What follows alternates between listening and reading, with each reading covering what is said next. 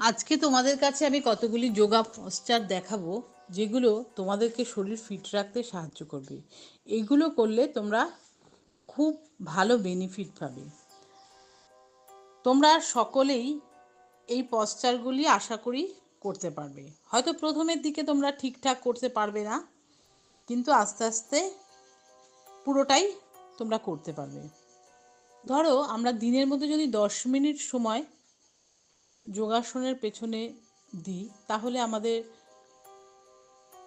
শরীর ফিট থাকবে, ফ্লেক্সিবল থাকবে। যোগাসন তো একদিনের জিনিস নয়, নিয়মিত অভ্যাস করতে হয়। যারা নিয়মিত অভ্যাস করতে পারছো না, তারা অন্তত দিনে 10 মিনিট সময় যোগাসন করো।